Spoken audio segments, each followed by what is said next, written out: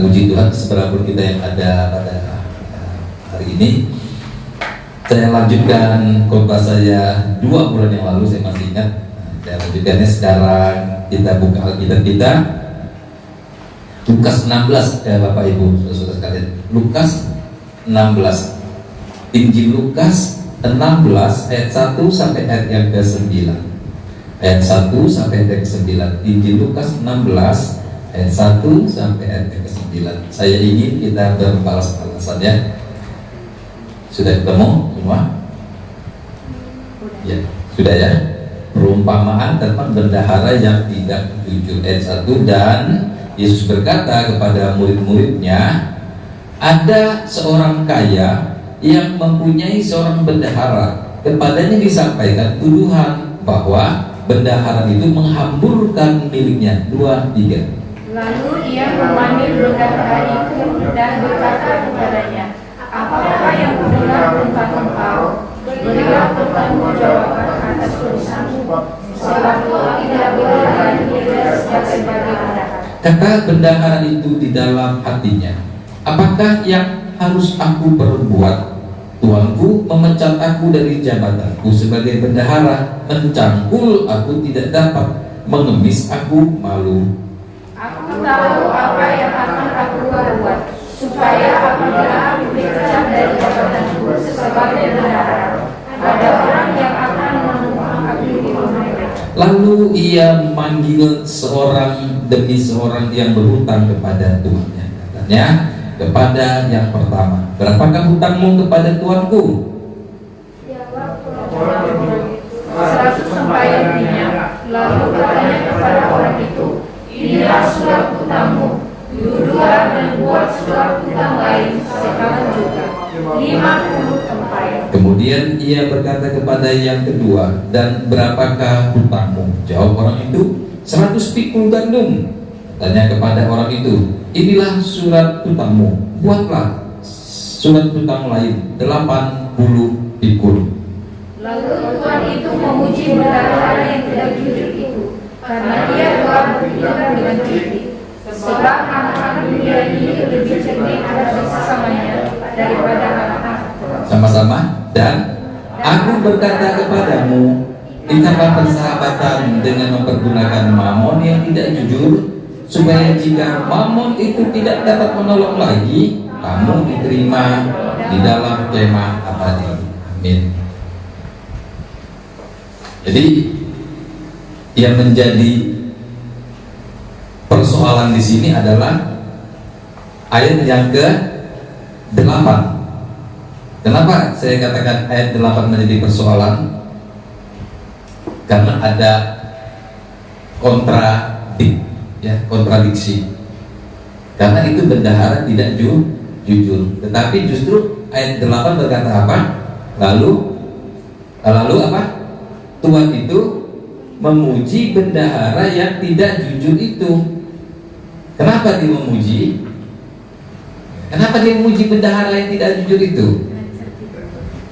Ya, dia berkata begini ya, ayat 8 ya. Lalu Tuhan itu memuji bendahara yang tidak jujur itu karena ia telah bertindak dengan cerdik. Di mana kecerdikannya? Ya. Jadi kalau berdasarkan narasi yang kita baca ini, saudara-saudara, ya, kalau ini sedikit alegoris ya, karena ini perumpamaan toh. Yesus yang mengajarkan kepada murid-muridnya. Ya, ini versi Lukas. Karena memang Lukas ini seorang yang cukup ya, dia filsuf ya. Karena satu-satunya penulis Alkitab yang bukan orang Ibrani itu, yang bukan orang Yahudi itu adalah Rasul Lukas. Lukas ini dari bukan dari umat pilihan. Satu-satunya penulis Alkitab yang bukan dari umat pilihan itu adalah Lukas. Dia dokter, ya, ahli kesehatan, dipakai Tuhan untuk menulis. Nah, Lukas ini punya banyak cerita yang beda dengan Injil yang lain. Misalnya ada yang bisa jawab kan? Apa itu? Anak yang terhilang. Itu hanya Lukas. Ilmunya beda dengan rasul-rasul yang lain. Memang Tuhan itu ajaib ya. Tuhan pakai segala manusia, cara orang yang nelayan pun dipakai, yang pintar pun dipakai. Bukan berarti nelayan kurang pintar ya, nah, keberaniannya. Tapi kalau Lukas ini kemampuannya ya, apalagi Paulus hebat juga. Nah, makanya dua orang ini cocok, Paulus dan Lukas itu cocok. Kenapa cocok? Karena sama-sama mempunyai wawasan pengetahuan yang lebih daripada yang lain. Nah, di akhir hidupnya Paulus ditemani oleh Lukas. Kenapa Lukas mau menemani dia? Padahal dia seorang dokter yang hebat ya, orang yang berada. Mau-maunya dia ikut Paulus. Namanya orang sudah bertobat tuh begitu ya. Dia ikut Paulus untuk apa? Untuk melayani Paulus. Karena Paulus sakitan, harus ada yang mendampingi. Nah, dokter inilah yang mendampingi Paulus. Maka dia membela Paulus mati-matian. Jadi surat Lukas dan satu lagi, siapa yang tahu surat apa lagi dia tulis oleh Lukas? Halo, ya sekolah Alkitab mana ini? Lukas tulis berapa surat? Dua. Kisah para Rasul. Ya, dia tulis kepada siapa? Yang mulia, hakim kan? Hakim itu ya, kalau orang dipanggil yang mulia siapa? Hakim yang mengadili, yang akan membela Paulus. Jadi kisah para rasul itu bukan kisah para rasul, kisah rasul sebenarnya, nggak ada parahnya itu. Ya, kisah rasul sebenarnya, karena dia menulis itu untuk membela Paulus kepada Theophilus yang mulia, gitu ya, kira-kira begitu. Nah, ini Lukas ya, makanya saya balik lagi, Lukas ini punya cerita yang sangat luar biasa.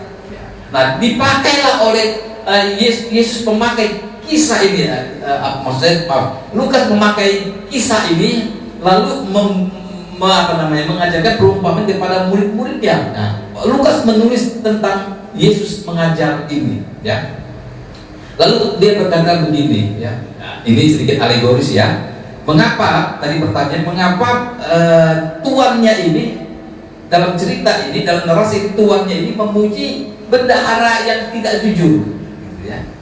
Kita harus melihat nih, ini sedikit alegoris ya. Artinya alegoris itu bisa penafsir dari sisi dari si pengkhotbah atau saya yang menafsirkan ya. Sedikit alegoris ya, walaupun ini perumpamaan, tapi ini kan Yesus yang ngomong kan, lalu dinarasikan oleh Lukas gitu kira-kira. Kalau kita lihat dari pribadi bendahara ini, menurut Bapak Ibu, bendahara ini kalau kita baca tadi ini apa, boleh nggak brengsek gitu ya kira-kira ya, brengsek ini atau maki lah kita, sialan atau apalah gitu ya, siapa sih yang jahat begini nih? Atau tidak, siapa yang nuduh begitu? Nah, dia ngomong dalam hatinya. Dia kenapa sih akhirnya si tuan yang memuji bendahara ini? Kenapa? Karena dia berpikir dalam hatinya, dia bilang, aku tidak bisa mencampur, aku tidak bisa mengemis. Apa yang untuk perbuat? Nah, akhirnya apa yang dia perbuat, saudara-saudara? Dia bukan merugikan tuannya, ya bukan. Tapi tuannya dimuji ini karena cara berpikirnya. Dia mengikat persahabatan dengan sesama.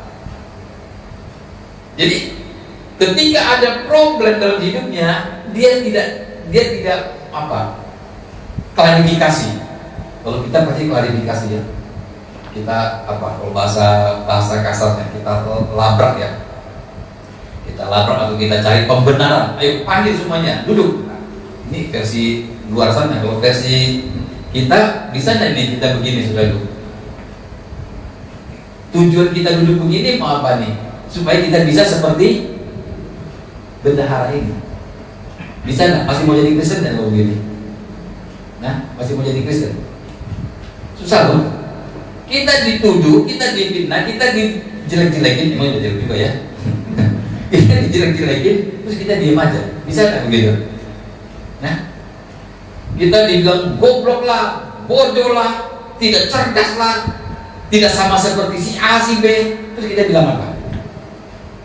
Kalau suami istri ya, sering lah ya suami istri ya, kalau marahan begitu ya. Ada suami istri sini?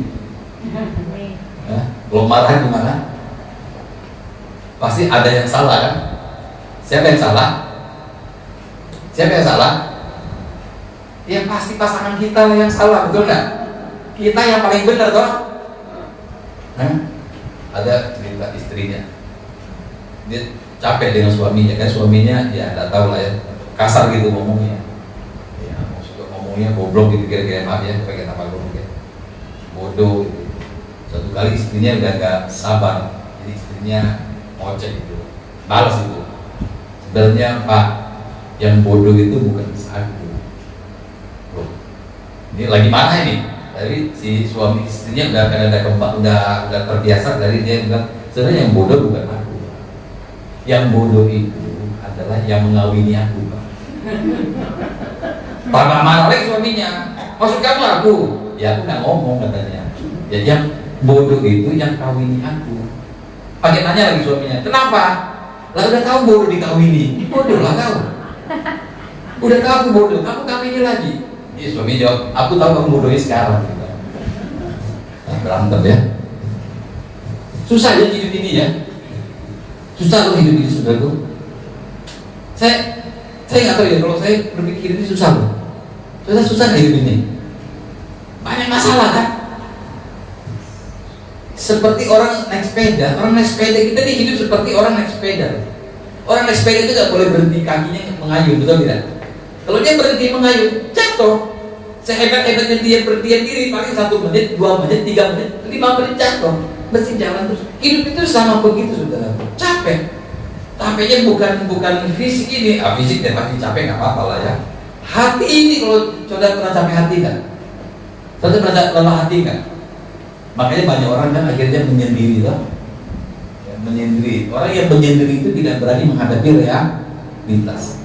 Ya orang apa, maaf ya, orang seperti ambil, mengapa ada belakangan ini ada ajaran ya bagaimana kita meditasi, bagaimana kita menyendiri, ya mendengarkan suara sound music, lalu kita heningkan biar otaknya istirahat, maksudnya otaknya istirahat, artinya istirahat ya. Tapi kan kita nggak bisa meditasi itu setiap hari lah, kita mesti kerja kan, kita menghadapi realita, nggak bisa. Yang benar itu kalau sakit mesti apa kalau orang sakit?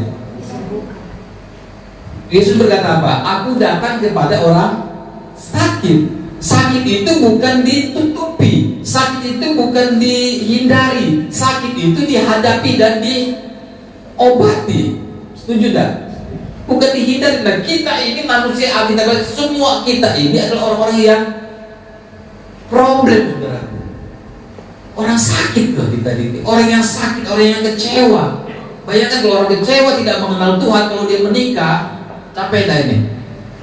Capek ya, kalau yang belum menikah, yang belum menikah ya. Jangan menikah. Iya benar. Capek hatimu kalau kamu nggak siap. Nah itu memang korban saya ngomong begitu ya. Tapi kalau mau masalah ya nikah saja lah, hadapi saja lah. Wah, saya paling banyak menangani kasus-kasus rumah tangga, banyak banget. Karena dulu saya sebagai staf penggembala di sebuah gereja besar, nah, saya itu 2 kali saya dipercayakan sebagai penggembala. Jadi penggembala sendiri tidak ya konseling itu tidaklah dia selain ke ya kami lah. Ya.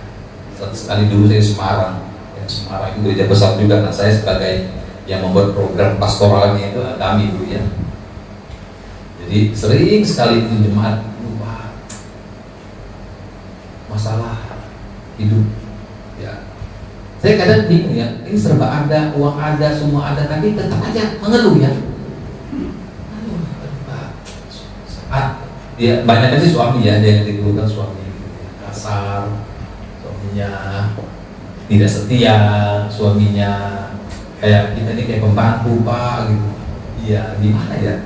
Saya kadang-kadang merasakan ya sulit deh, gimana? Kita doakan kalau orang yang tidak ilmunya pas-pasan kan aja kita doa saja ya, pakai bahasa Arab lagi. Habis keluar tambah pusing dia. Habis pusing ibu ya. Jadi gimana Pak ya? Ibu berdoa saja lah. Persoalannya jawaban yang tidak jelas begitu. Nah, saya tidak mau begitu saudaraku. Jadi ya kadang ya kita temani lah, ya mesti ditemani. Jadi caranya kita menyentuh kalau wanita jangan pria nemanin ya. Nanti jadi lain lagi ceritanya itu. Ya wanita lah, kita bikin tim ya, saya bikin tim pastoral itu begitu. Jadi bukan hanya kita doakan di ruang konseling, tapi ada pendampingan ya. Ya itu tugas-tugas aktivis multimedia. Itulah fungsinya jemaat, itu bukan hanya datang kasih kolektor lalu pulang. Nggak boleh begitu, saudara. Nah, saya bikin program di situ. Jadi semua jemaat terlibat. Melayani siapa? Melayani jemaat yang bermasalah, yang kurang dewasa, yang dalam problem. Ditemani jemaat itu.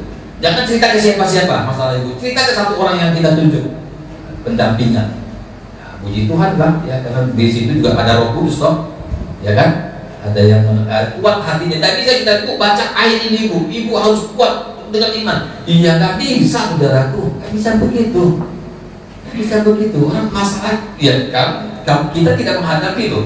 Dia yang menghadapi, kita nggak bisa ngomong begitu. Jadi ada yang bilang, Pak, aduh masalah berat ya Pak. Dalam hati saya ya, saya juga banyak masalah loh, Bu. Tapi saya tidak ngomong dong. Kalau bilang, Pak, masalah saya banyak, sama Bu, saya juga banyak. Ya, konseling dia kan. Jadi ya sudah, kita bicara baik-baik gitu ya. Ya memang semua orang hidup ini memang dikondisikan supaya kita ini kecewa dengan semua orang, kecewa dengan Tuhan, saudaraku. Inilah dunia hari ini. Inilah keadaan kita hari ini, saudaraku. Ada orang berdiskusi dengan saya, Pak, kan Tuhan Maha Kuasa ya. Kenapa masih Tuhan izinkan manusia lain datang? Dunia ini buruk, dunia ini terkutuk, bumi terkutuk. Mengapa masih ada orang melahirkan? Buat apa? Kan susah. Dan satu kedua, saya tidak minta dilahirkan. Saya sudah lahir ke dunia. Mengapa dunia begini? Lalu saya akan mati. Lalu saya akan banyak masalah dalam hidup ini. Lalu mati. Lalu kalau dia bilang, kalau saya masuk neraka, ini gimana hidup ini? Drama apa ini? Nah, maka banyak orang berpikir Tuhan itu tidak adil. Tuhan tidak fair. Orang Cina itu berpikir begitu, orang Tionghoa kuno. Maka dia tidak bisa surga dan neraka. Bagi mereka lelah, capek. Allah itu hebat, ya hebat. Kenapa ada neraka katanya? Di mana keadilan Allah? Nah, itu berpikirnya orang Tiongkok itu begitu. Di mana Tuhan? Kalau Tuhan itu ada, mengapa ada neraka? Mengapa ada surga? Maka mereka tidak menganut surga neraka. Mereka menganut paham nirwana. Nirwana, tahu nggak nirwana? Bahasa Sanskerta. Alam semesta ini nirwana, yang tidak kelihatan. Jadi manusia itu nanti tidak mati ya, tapi menghilang. Menghilang. Nah, kalau yang mati nanti ya fisik ini mati. Tapi kalau dia tidak baik, kelakuannya di bumi ini ada hukum tabur tuai. Nanti dia akan reinkarnasi, tak jadi apalah, pokoknya binatang. Ya. Semua binatang reinkarnasi. Nah itu ajarannya begitu. Nah, kalau untuk membuktikannya mungkin sekali-sekali saudara boleh tanya kalau ketemu apa. Sering ketemu apa saudara? Kucing lah ya. Nah, coba ketemu kucing ya. Kucing, kamu dulu siapa? Tanya gitu ya. Siapa tahu dia jawab, iya gitu ya. Siapa tahu. Atau Nancy saya gitu. Makanya sekarang kucing kan banyak di YouTube kan. Ya. Dia bisa ngerti kan. Cakari kalau nyanyi nggak bagus ya. Dijelek-jelekin kucingnya dijual. Nah, mungkin itu Nancy itu ya. Mungkin. Nah itu ajaran orang. Makanya di Cina itu ada di kalender. Jadi sampai sekarang masih ada 12 karakter binatang toh di belakang kalender yang zaman dulu ya. Tapi sekarang masih ada juga. Ada monyet, ada kuda, ada kerbau, ada kelinci, ada tikus, ada ular, ada kodok, nggak ada kodok. Monyet ada. Nah itu reinkarnasi manusia. Maka dipadankan, oh kalau dia itu menderita, wah nanti dia lahir di tahun kerbau. Kerbau itu habis kerja, habis mati dipotong. Ya, kalau kelinci, ya sayang, manja-manja, dipotong juga ya, gitu, mati juga. Nah itu ajaran. Nah, mereka sulit memahami tentang surga neraka. Bagaimana ada surga neraka ini? Kalau Tuhan Maha Kuasa, ya jangan ada surga dong. Allah Maha Tahu ya, mengapa manusia Allah Maha Tahu, mengapa manusia masuk neraka, ya aturlah. Nah kan begitu. Nah, ini pemikiran para filsuf. Lalu tampillah orang Kristen, gimana cara orang Kristen ini menyikapi hidup ini? Begitu ya. Nah, orang bilang, Pak, kita tidak bisa dilahirkan kok. Masa kita mati masuk neraka? Nah, itu. Lalu bagaimana cara kita menyikapi konteks dunia hari ini? Jadi jangan heran saudara-saudara, di dunia sana orang tidak percaya Yesus. Apalagi orang Kristen tidak belajar, gereja tidak mengajarkan juga kebenaran. Sudah. Kenapa pemikiran dia orang Eropa misalnya? Eropa misalnya. Mengapa banyak sekarang mereka Kristen itu dianggap apa ya? Dongeng. Kristen itu tidak bisa diterima akal sehat. Makin pintar manusia itu makin jauh meninggalnya Tuhan itu. Seperti kita hari dengar firman diangkat tuh, apa pemikiran mereka ini sia-sia, nggak ada gunanya. Apa signifikansinya, apa perbedaannya Kristen tidak Kristen? Sama toh dia bilang. Apalagi gereja hanya menampilkan sosok Yesus yang pegang tongkat, pegang anak kambing gitu ya. Ini dunia sudah apa ini? Dunia sudah touchscreen. Tuhan ini masih pegang gendong anak kambing gitu. Pegang tongkat, pakai jubah, lalu pakai sendal karpil mungkin mereknya itu ya, yang banyak tali-talinya itu, sendal gunung gitu. Di mana Tuhan begini? Lalu gambar kan sering poster kan, Tuhan mengetok depan pintu toh, yang di Wahyu 22, lalu gendong anak cempe ya, orang Jawa bilang anak kambing lalu pegang tongkat. Nah ini Tuhan begini, tidak masuk mereka, masa Tuhan begini? Ini kakek-kakek tua begitu. Lalu ditafsirkan Alkitab yang di Yeskiel, yang lanjut usianya, ditafsir orang tua, maka ada film Thor gitu ya. Film Thor itu kan orang tua yang paling sakti kan film Thor dengan tongkat itu. Nah itu filsuf Yunani mengadopsi kisah-kisah ini. Nggak tahu siapa yang mengadopsi siapa. Sebenarnya film Thor enggak? Yang paling sakti siapa? Yang di surga, yang di langit sana kan, yang dengan tongkat itu loh, orang tua.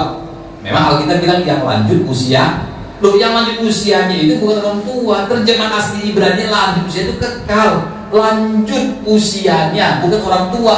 Diterjemahkan ke bahasa manusia, dipikir orang tua, malah Tuhan orang tua, rewokan.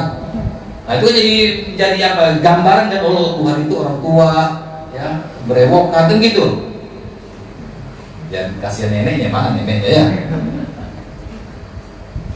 Alkitab memang berkata yang lanjut usianya. Yang lanjut usia itu bukan orang tua, lanjut usianya. Usia itu tidak berkesudahan, maksudnya terjemahan Alkitabnya begitu, bahasa aslinya. Tidak berkesudahan itu lanjut usianya, bukan lanjut usianya terjemahan orang tua. Tak itu. Nah, ini perlu waktu saya kalau begini ya. Kalau enggak orang begini. Ya makanya orang nggak percaya Tuhan. Oke. Jadi apa saya bicara tadi ini ya? Dari kisah ini. Jadi si bendahara ini mempunyai karakter yang luhur. Dia tidak komplain kepada majikannya. Ini saja kita sudah sulit loh. Sudah kalau dipersalahkan sudah bisa enggak? Ngomong aja sendiri, jangan bukan aku rela. Bisa ngomong itu enggak? Itulah Kristen. Kalau enggak kita ngapain di gereja begini nih? Halo, ibu bapak, setuju enggak nih? Kalau nggak setuju kita bubar ya. Waktu kita diintimidasi, kita dipersalahkan, ngomong aja udah nggak apa-apa lah. Ada Tuhan, nggak apa-apa. Tuhan itu adil. Nggak usah. Aku nggak terima. Siapa yang ngomong? Kurang ajar, gitu kan? Pokoknya gue terima. Atau nggak terima mau apa? Mau apa ini? Mau ribut? Kalau sudah ribut terus gimana? Kalau menang nih, kita menang. Tahu rasa kamu menang kita itu gimana kita dengan Tuhan? Oh Tuhan, puji Tuhan, kau menangkan aku gitu? Kan tidak kan? Tidak mungkin Tuhan begitu. Allah itu Allah yang lemah lembut, bukan lemah gemulai. Lemah lembut artinya dia mampu menghandle apapun yang terjadi dalam hidupnya. Jadi si bendahara ini dia tidak salahkan, dia tidak cari siapa yang nuduh, tidak juga. Dia terima saja, tapi dia berkata dalam hatinya, aku tidak bisa mengemis. Aku tidak bisa macul atau mencakul. Jadi apa yang aku buat? Aku menjalin persahabatan. Aku menjalin persahabatan dengan semua orang. Saudara, lalu disimpulkan oleh Tuhan Yesus di ayat 9 kan? Nah, itu kesimpulan dari narasi itu. Lalu Tuhan simpulkan konklusinya di ayat 9. Tuhan bilang apa? Aku berkata kepadamu, ikatlah persahabatan. Ikatlah persahabatan dengan, kalau terjemahan supaya lebih jelas lagi, dengan memperalat mamon, menggunakan mamon yang tidak jujur, seperti kisah bendahara tadi.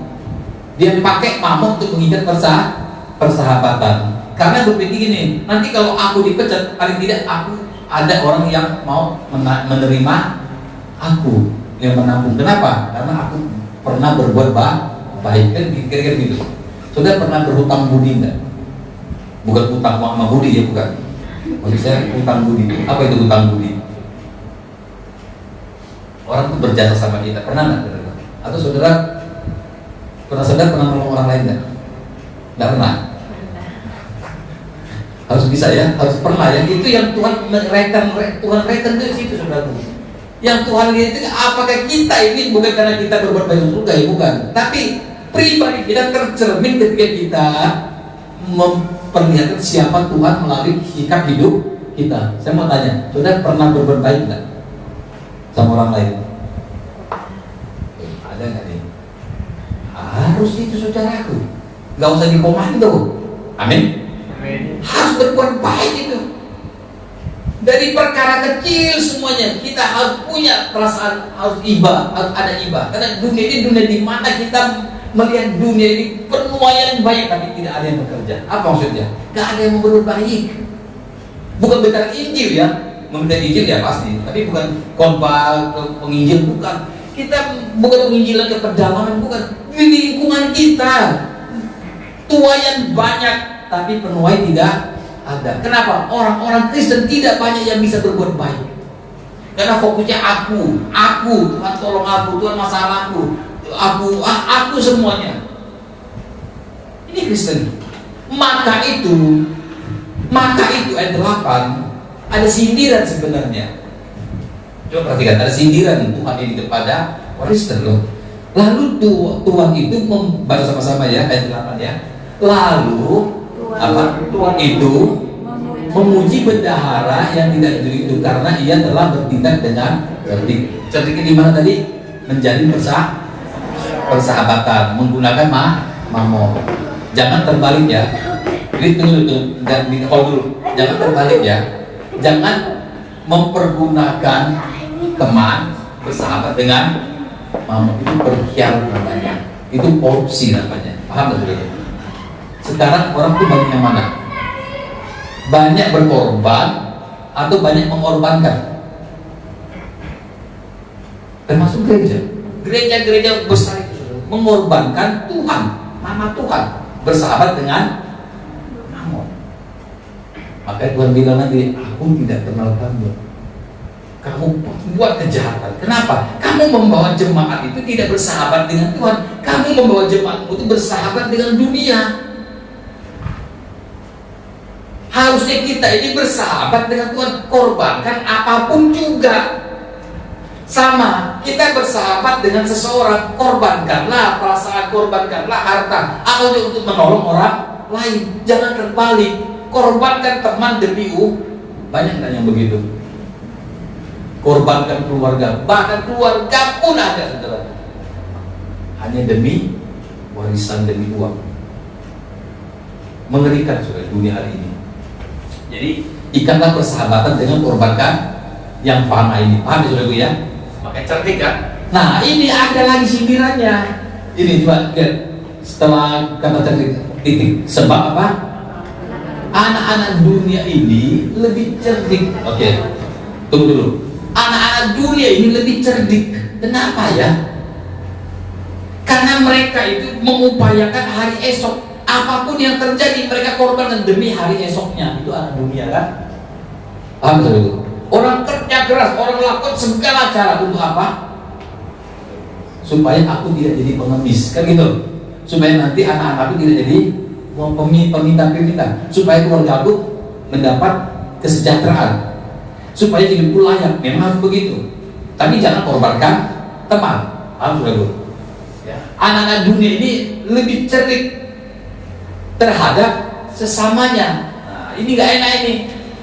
Ada komparasinya daripada anak-anak. Jadi lebih cerdik mana anak terang pada dunia ini?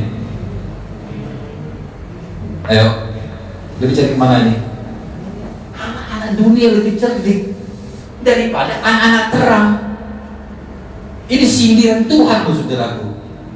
Kenapa anak-anak terang, anak-anak orang Ibrani, orang Yahudi tidak secerdik orang dunia? Karena mereka tidak persiapkan diri. Tidak ada persiapannya. Pokoknya percaya Yesus dan sudah iman, cukuplah. Ini yang Tuhan bilang ini. Kalau aku datang nanti di Lukas pasal Lukas 8 ya. Lukas 8 juga bilang, kalau aku datang kelak, apakah aku jumpai ada iman di bumi? Sampai begitunya loh Tuhan ngomong. Tapi orang santai saja ya. Nah, bersyukur saudara, kalau kita gereja dipimpin Tuhan, kita masih belajar kebenaran seperti ini. Amin ya saudara. Aduh, sudah jarang orang ngomong. Pokoknya percaya saja, apalagi teologi tertentu yang sekali selamat pokoknya udah beres semuanya. Janganlah begitu. Saudara, Tuhan tidak ngomong begitu. Coba Lukas 8 ada enggak ibu baca temuan Bu? Di Lukas 8 ayat berapa ya? Jika anak manusia datang kelak, ada ditemukan iman di bumi. Lukas 8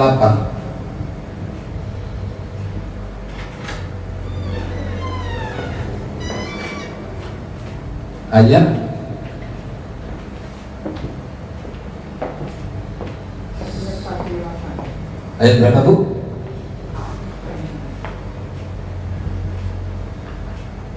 Saya korbankan kamu, saya lupa ya.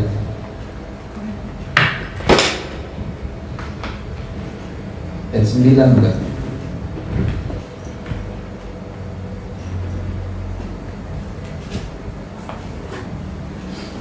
Tentang perumpamaan hakim yang tidak jujur itu. Hakim yang tidak jujur di mana itu? Jadi ya itu ya. Jadi di Lukas itu yang kaya sekali gambaran-gambaran seperti ini. Jadi ketika Tuhan datang nanti, Tuhan berkata apa? Adakah aku jumpai iman di bumi? Sudah ketemu? Hakim yang tidak benar ya? Ya, hakim yang lalim. Perumpamaan hakim yang lalim. Hakim yang tidak takut Tuhan.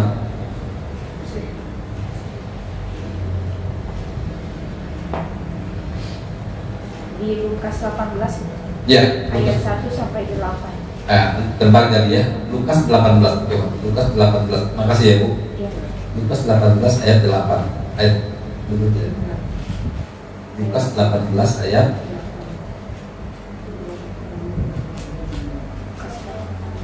Ayat 1 sampai 8.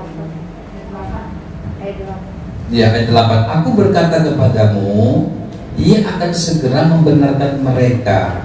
Ya. Tetapi, nah, ada lagi pembanding, akan tetapi jika Yesus datang, gitu kan, anak manusia itu datang, apa? Adakah ia dapati iman di bumi? Iman itu bukan sekedar percaya Tuhan, saudaraku. Iman itu bicara relasi, ikatan batin, sahabat. Adakah orang yang bersahabat dengan Tuhan? Makanya Abraham disebut apa? Abraham disebut apa? Tuhan bilang apa? Sahabat Allah. Abraham. Kenapa? Imannya itu loh saudaraku. Makanya iman itu bukan hanya sekedar percaya Yesus Tuhan. Oh, kalau hanya itu setan juga percaya, sudah korbankan toh. Tapi setan tidak bersahabat dengan Yahweh. Kita ini orang-orang yang diproyeksikan Tuhan bisa bersahabat dengan Tuhan. Korbankan waktumu, amin dan ini. Korbankan tenagamu, korbankan apapun juga supaya kita bisa bersahabat dengan Tuhan. Ya, tapi dalam konteks ini korbankan mamon. Mamon itu yang mengikat. Sampai di sini Bapak Ibu diberkati, amin. Jadi Tuhan memuji bendahara ini karena memang profilnya, karakternya bagus. Dia tidak salahkan siapa, tapi dia mempersiapkan dirinya. Kesimpulan saya, orang yang mempersiapkan diri seperti bendahara ini, dia mempersiapkan hari esok. Lalu ada pembandingnya, orang dunia saja bisa mempersiapkan dirinya untuk masa depan. Mengapa orang Kristen tidak? Itu dia. Mengapa orang Kristen tidak mempersiapkan dirinya? Kita ini, Tuhan Kristen, kita mempersiapkan diri kita dengan caranya bagaimana? Caranya bersahabatlah dengan Tuhan. Amin, sudah itu. Bersahabatlah dengan Tuhan. Terakhir sekali, bagaimana supaya bisa jadi sahabat? Bisa tidak sudah ketemu orang di jalan lalu jadi sahabat? Ketemu seseorang, saya ketemu ibu, siapa ibu El ini, Bu Mutiara, bagus banget. Saya ketemu ibu, kenalan, seminggu kenal, 2 minggu kenal, bisa jadi sahabat? Tidak bisa, nggak bisa. Sahabat itu gimana? Membaur, menyatu. Dia ngerti betul persoalannya, dia tahu betul persoalannya. Walaupun dia tidak tolong, tapi dia mendampingi. Dia tahu keluarga saya, dia tahu anak saya, dia tahu ekonomi saya, dia tahu penyakit saya, dia tahu marahnya suami istri saya. Bersahabat, sahabat. Kalau tidak sehari tidak tanya, kamu gimana, itu kita nyari, namanya sahabat. Saudara kalau sehari tidak berdoa, nyari nggak? Atau santai aja? Kalau saudara sehari tidak berdoa, merasa bersalah nggak? Yang benar itu merasa bersalah. Aduh Tuhan, capek. Semakin saudara capek, saudara memaksa diri berdoa, itu yang Tuhan inginkan. Bukan tunggu nggak capek ya, tunggu nggak capek, cuma jalan-jalan. Oke, Tuhan berkati kita hari ini ya. Puji Tuhan, Tuhan berkati. Mari kita berdiri.